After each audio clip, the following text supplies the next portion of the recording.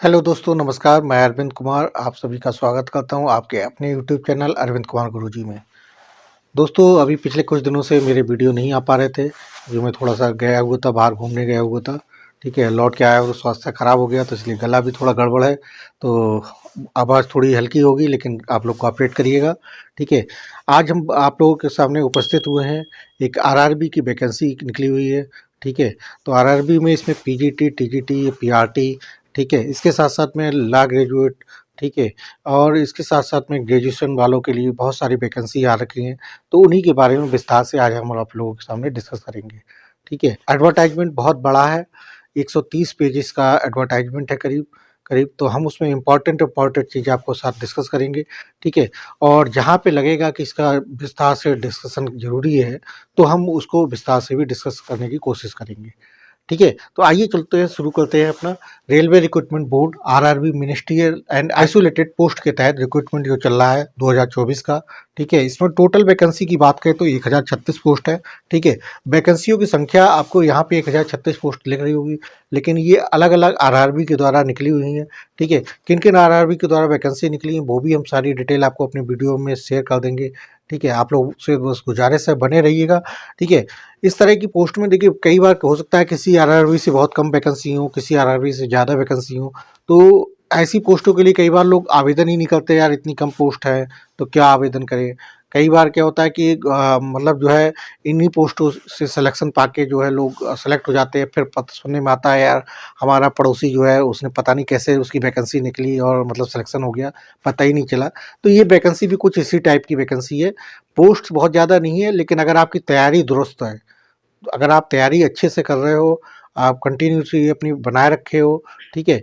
तो इसका फ़ॉर्म डाल देना बहुत ज़रूरी है, क्योंकि अगर आप तैयारी जैसे अगर आप किसी कोचिंग का आप मॉक टेस्ट वगैरह भी देते हो, ठीक है?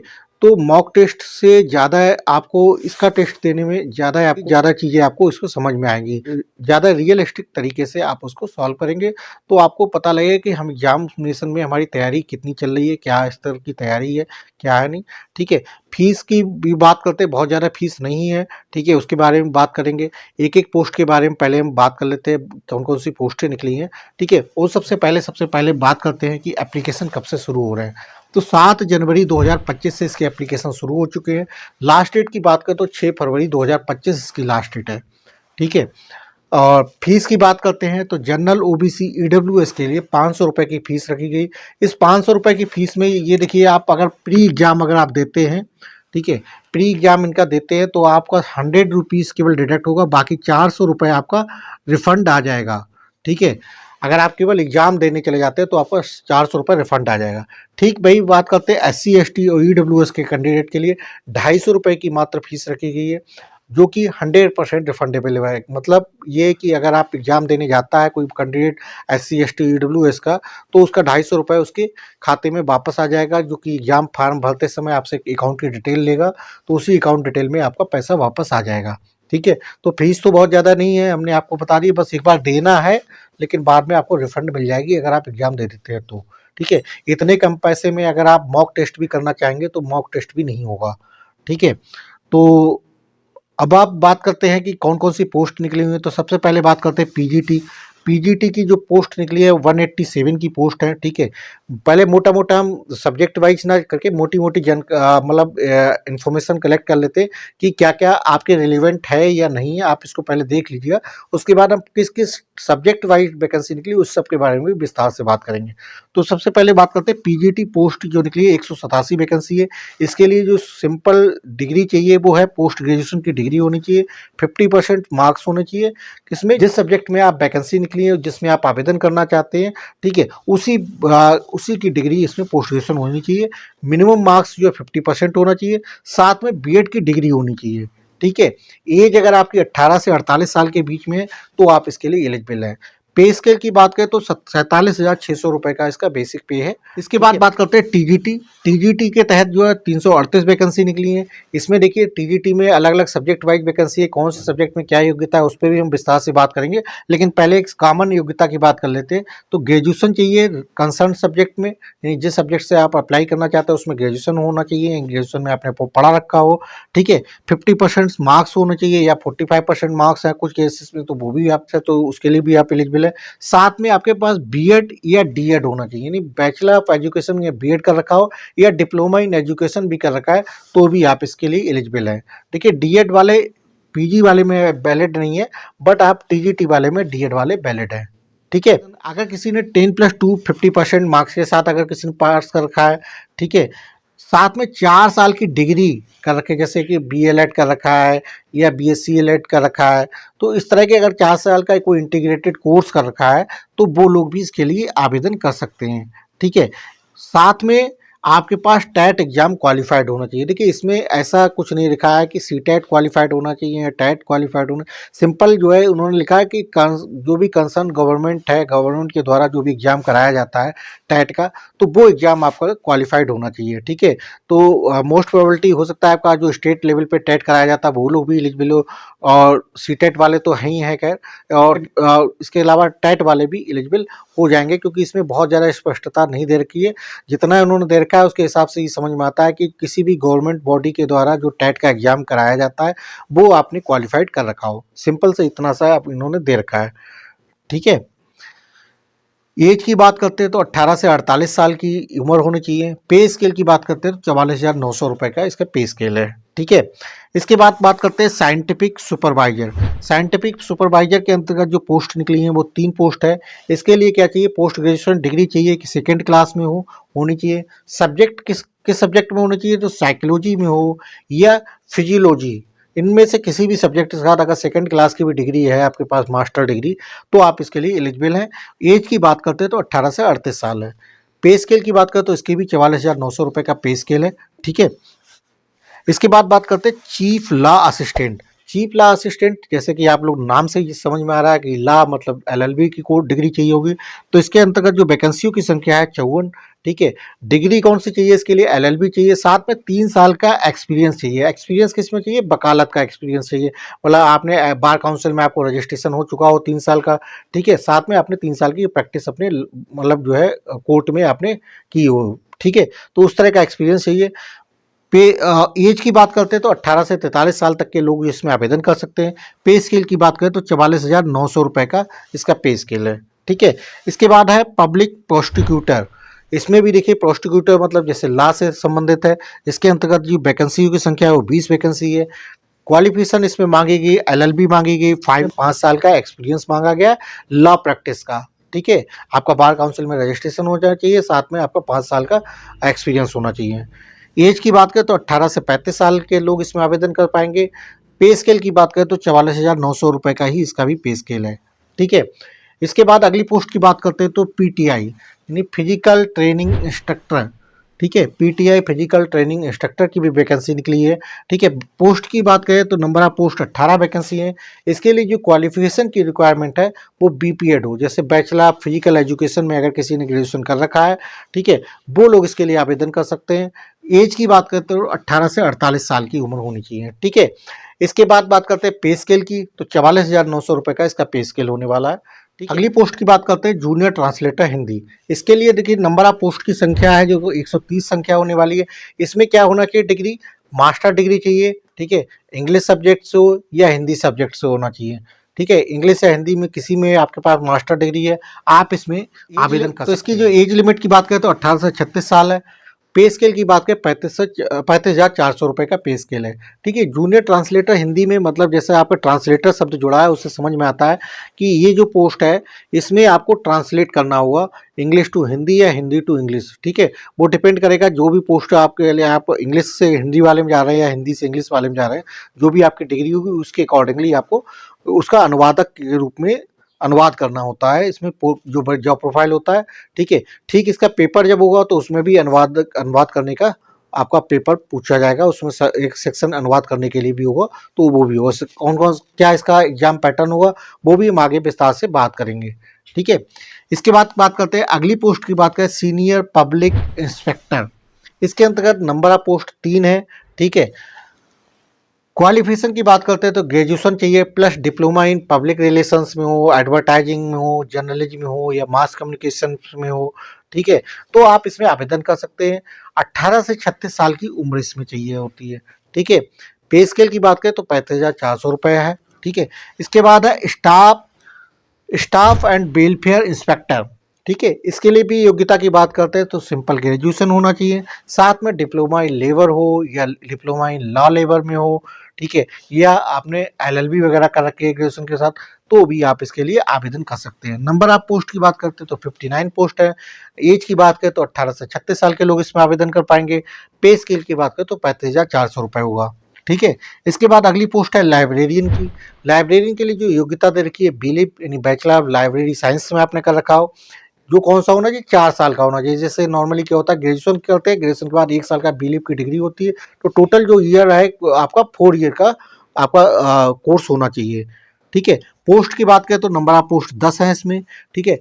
एज ग्रुप की बात करें तो 18 से 35 साल के लोग इसमें आवेदन कर सकते हैं, ठीक है। और पे स्केल की बात करें तो 35,400 रुपये आपकी पे स्केल होनी पा रही है, ठीक है। इसके बाद अगली पोस्ट बात करते हैं PRT जो प्राइमरी टीचर्स है उनके लिए बात करते हैं। तो प्राइमरी टीचर्स के लिए जो वैकेंसी आई वो 188 वैकेंसी है, ठीक है। इसके लिए योग्यता की बात करें तो अगर किसी ने 12th पास कर रखा है 50% मार्क के साथ में आपने DLED कर रखा है, ठीक है, DLED कर रखा है और टेट पास कर रखा है। तो 12th पास 50% के बाद DLED कर रखा है या मतलब आपने टेट कर रखा है, ठीक है, तो आप इसके लिए आवेदन कर सकते हैं, आप इसके लिए एलिजिबल है।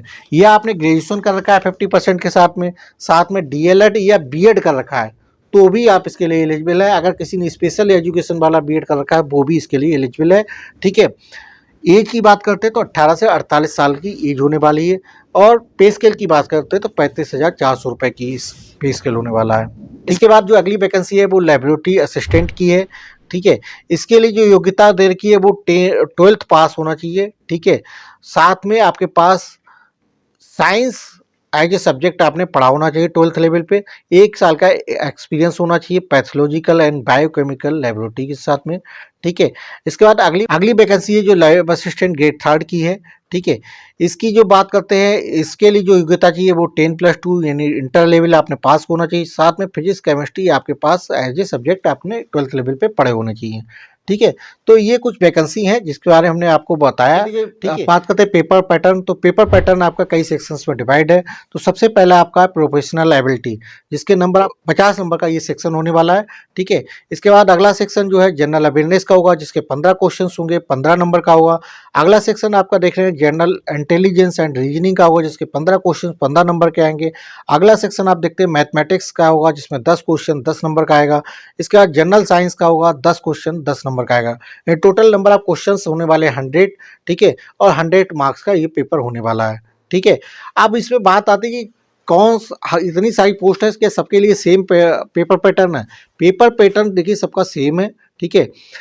बस इतना अंतर रहेगा जो प्रोफेशनल एबिलिटी के जो 50 क्वेश्चंस हैं वो जिस पोस्ट के लिए आप आवेदन करते हैं उसकी जो योग्यता मांगेगी उसी से संबंधित क्वेश्चन होंगे। जैसे कि अगर आपने PGT मांग लिया, PGT आपने इंग्लिश से अप्लाई किया है, तो PGT इंग्लिश का जो सिलेबस होगा 50 क्वेश्चन आपके उसी में से आएंगे। अगर आपने मान लिया PGT फिजिक्स से अप्लाई किया है तो PGT फिजिक्स का मतलब ये हो गया कि 50 क्वेश्चन आपके फिजिक्स से आएंगे, ठीक है। बाकी क्वेश्चंस आपके इसी टाइप के आएंगे, ठीक है। तो ये है बेसिकली प्रोफेशनल एबिलिटी की बात। अगर हम लॉ की बात करते हैं, जैसे चीफ लॉ असिस्टेंट है, तो 50 क्वेश्चन LLB सब्जेक्ट से संबंधित आएंगे, ठीक है, लॉ से संबंधित आएंगे आपके पास, ठीक है। तो प्रोफेशनल एबिलिटी। अच्छा, इसका एग्जाम जो होने वाला कितने स्टेज में, अभी तक जो उन्होंने एग्जाम दे रखा है कि सिंगल स्टेज का यानी कि रिटन एग्जाम होगा, ठीक है। जो होगा परफॉर्मेंस टेस्ट हो सकता है, skill test, teaching skill test हो सकता है। जैसे जो PGT या PRT या TGT के लिए आवेदन करते हैं तो उनको लिए वहाँ पे आपको टीचिंग स्किल्स दिखानी पड़ेगी, अपना पढ़ा के दिखाना पड़ेगा, तो उसके भी एक नंबर्स आपको मिलेंगे। एक वो एग्जाम भी इसमें कराया जाएगा, ठीक है। और ये जो रिटन एग्जाम है वो CBT बेस होगा, मतलब कंप्यूटर बेस्ड टेस्ट के बेसिस पे होगा, ठीक है। 100 मार्क्स का होगा इसमें, ठीक है। Performance test and teaching test. ठीक है, तो पोस्ट ग्रेजुएट टीचर के लिए एंड ट्रेंड ग्रेजुएट टीजीटी के लिए जो फिजिकल ट्रेनिंग इंस्ट्रक्टर, पीटीआई के लिए, primary teacher, assistant teacher, junior school PRT के लिए, तो जो इसके लिए जो रिटन टेस्ट होने वाला है उसमें साथ में टीचिंग स्किल टेस्ट भी होगा, जिसमें 85 नंबर का आपके वेटेज दिया जाएगा रिटन एग्जाम का, और 15 नंबर का आपका टीचिंग स्किल टेस्ट के वेटेज दिया जाएगा। ठीक है, जो टीचिंग स्किल टेस्ट जो है वो आपका 150 नंबर का होगा। ठीक है, लेकिन उसका वेटेज 15 नंबर का होगा। जैसे कि अगर आपने मतलब 150 में आप टीचिंग स्किल टेस्ट में आपके 150 में 100 नंबर आते हैं, तो आपका 15% वेटेज यानी 15 नंबर ही उसके काउंट होंगे आपके उसमें। ठीक है, तो इस तरह आपका 15% का टीचिंग स्किल टेस्ट का आपका वेटेज होगा, बाकी सीबीटी का 85% का रेशियो, 85:15 का रेशियो इसमें रहने। इसके अलावा बात करते हैं परफॉर्मेंस टेस्ट। परफॉर्मेंस टेस्ट कौन कौन लोगों का होगा? म्यूजिक टीचर है, वाद्य यंत्र वगैरह बजा के भी दिखाना पड़ सकता है, तो वो उनका परफॉर्मेंस टेस्ट होगा। ठीक है, इस टाइप के। इसके बाद अगला चरण जो है डॉक्यूमेंट वेरिफिकेशन का है, जो लोग ये लोग क्वालिफाइड करेंगे उनको डॉक्यूमेंट वेरिफिकेशन के लिए बुलाया जाएगा। उसके बाद जो है अगला चरण जो है वो आपका मेडिकल का भी होगा। उसके बाद अगला चरण जो है मेडिकल एग्जामिनेशन का होगा। ठीक है, नॉर्मलाइजेशन इसमें लागू रहेगा। ठीक है, क्योंकि एग्जाम जो है अलग अलग चरणों में हो सकता है, अलग अलग डेट में हो सकता है। ठीक है, तो नॉर्मलाइजेशन का फार्मूला इसमें लागू रह सकता है। म्यूजिक टीचर के लिए टीजीटी म्यूजिक के लिए है, टीजीटी क्राफ्ट के लिए अप्लाई कर रहा है। ठीक है, तो उनका जो रेशियो होगा वो सिलेक्शन का रेशियो, वेटेज का रेशियो जो दिया जाएगा वो सीबीटी का मतलब 60 नंबर का रेशियो दिया जाएगा, वेटेज दिया जाएगा। वहीं पे परफॉर्मेंस टेस्ट जो होगा उसका 15 का रेशियो दिया जाएगा, टीचिंग स्किल टेस्ट का जो है उसका 25 का रेशियो दिया जाएगा। ठीक है, तो टोटल इस तरह का आपका रेशियो होने वाला है। अब बात कर लेते हैं कौन कौन से आरआरबी की वैकेंसी निकली है। तो आरआरबी हम बात करते हैं अहमदाबाद की निकली है, चेन्नई की निकली है, अजमेर की निकली है, गोरखपुर निकली है, मुजफ्फरपुर है, पटना है, बेंगलुरु है, गुवाहाटी है, प्रयागराज है, भोपाल है, जम्मू श्रीनगर है, रांची है, भुवनेश्वर है, कोलकाता, सिकंदराबाद, बिलासपुर, मालदा, सिलीगुड़ी, चंडीगढ़, मुंबई, तिरुवनंतपुरम। तो जिस भी पोस्ट के लिए आप आवेदन करना चाहते हैं तो उस पोस्ट में आप सबसे पहले उस आरआरबी में कितनी उस पोस्ट की वैकेंसी है उसको जरूर देख लीजिएगा। ये भी देख लीजिएगा कि वो आरआरबी आपके नज़दीक है या दूर है। ये सब चीज़ों को ध्यान रखते हुए पहले अपनी वैकेंसी किस आरआरबी में किस पोस्ट के लिए अप्लाई कर रहे हैं, उस पोस्ट की उस आरआरबी में आपकी वैकेंसी कितनी है, इस चीज़ को ध्यान रखते हुए ही आवेदन करिएगा। ठीक है, अब बात कर लेते हैं पीजीटी में किस किस सब्जेक्ट की वैकेंसी निकली हुई। सबसे पहले बात करते हैं तो पीजीटी में सबसे पहली जो है post graduate teacher in commerce subject की निकली है। ठीक है, तो इसमें क्या होना चाहिए, एमकॉम आपने कर रखा है तो आप इसके लिए एलिजिबल है, साथ में बीएड कर रखा होना चाहिए। Post graduate teacher in commerce male candidate के लिए, तो इसमें मेल कैंडिडेट ही केवल सिलेक्शन होगा। ठीक है, इसके बाद अगर आपका पोस्ट ग्रेजुएट टीचर हिंदी, तो एमए हिंदी वगैरह अगर चाहिए, एमए हिंदी प्लस बीएड होना चाहिए। ठीक है, अगर post graduate teacher Hindi male दे रखा तो इसमें मेल कैंडिडेट ही केवल रिक्रूटमेंट होगा। ठीक है, अच्छा इसमें कुछ जगह आपको दे रखा होगा पीजीटी इन टीचर इन बंगाली या पीजीटी टीचर इन इंग्लिश। ठीक है, तो कहीं पे इंग्लिश मीडियम लिखा हुआ, कहीं बंगाली मीडियम लिखा हुआ। जहाँ पे इंग्लिश मीडियम या बंगाली मीडियम है लिखा हुआ, उसका मतलब ये है कि आपको उस लैंग्वेज में उसको पढ़ाने आना चाहिए। ठीक है, आपने वो लैंग्वेज पढ़ी है नहीं पढ़ी है उससे मतलब नहीं है, लेकिन उसका कोई सर्टिफिकेट भी नहीं देना है, लेकिन आपको उस लैंग्वेज में पढ़ाना है। जैसे कि इंग्लिश मीडियम लिखा है तो आपकी जो पेपर होगा परफॉर्मेंस टेस्ट का होगा, ठीक है, या टीचिंग टेस्ट होगा, तो वो आपको उस लैंग्वेज में आपको पढ़ाना पड़ेगा आपको। ठीक है, तो इस चीज़ का ध्यान रखिएगा। केवल ये उससे घबराने की ज़रूरत नहीं कि हम हिंदी मीडियम के हैं तो हम इंग्लिश मीडियम वाले में कैसे अप्लाई कर सकते हैं। आप हिंदी मीडियम बसरते हो, अगर आपको इंग्लिश मीडियम पढ़ाने में आप सक्षम हो, आप पढ़ा सकते हो, तो आप उसमें आवेदन कर सकते हो। ठीक है, अगर आप मतलब किसी और लैंग्वेज से आपने कर रखा है लेकिन बंगाली में अगर मांगा गया बंगाली मीडियम, तो बंगाली में अगर आप पढ़ा सकते हो तो आप एलिजिबल हो, आप हमसे आवेदन कर सकते हो। ठीक है, इसके बाद देखिए पीजीटी बायोलॉजी की निकली हुई है, पीजीटी टीचर आप बायोलॉजी की दे रखी है। इसके बाद पीजीटी मैथ की दे रखी है, इसमें मैथ एमएससी चाहिए होगा। ठीक है, पीजीटी केमिस्ट्री यानी एमएससी केमिस्ट्री से चाहिए होगा प्लस बीएड चाहिए होगा। ठीक है, इसके बाद पीजीटी इकोनॉमिक्स की निकली है।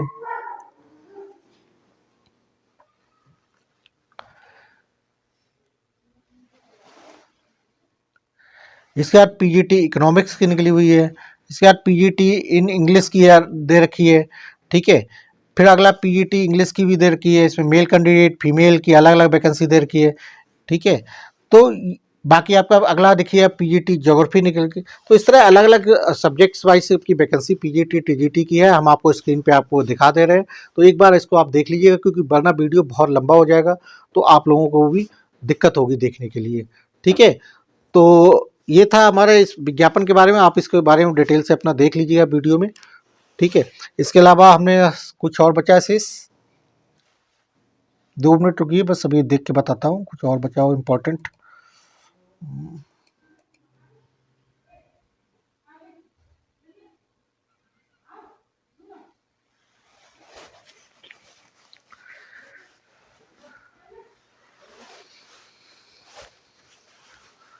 ठीक है दोस्तों, तो ये रहा विज्ञापन हमारा आज का आरआरबी रेलवे रिक्रूटमेंट बोर्ड के द्वारा, जो इसमें पीजीटी टीजीटी और पीआरटी, ठीक है, लॉ असिस्टेंट, ठीक है, लैब असिस्टेंट, तमाम पोस्ट्स के बारे में वैकेंसी थी।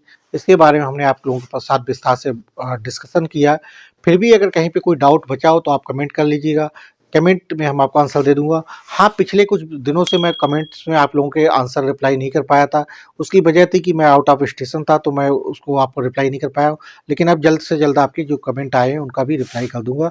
अगर आपको मेरे द्वारा दी गई इन्फॉर्मेशन अच्छी लगी हो तो एक लाइक जरूर कर दीजिएगा, कमेंट करिएगा कि क्या आपको इन्फॉर्मेशन में क्या अच्छा लगा। चैनल पे नए आए हो तो मेरे चैनल को सब्सक्राइब कर लीजिएगा। अगर पहले से आप लोगों ने सब्सक्राइब कर रखा है तो आपका बहुत बहुत धन्यवाद। इसी तरह अपना सपोर्ट बनाए रखिएगा दोस्तों। फिर मिलेंगे किसी और वीडियो में दोस्तों, नए विज्ञापन के साथ। तब तक आप लोग अपना ध्यान रखिएगा, ख्याल रखिएगा।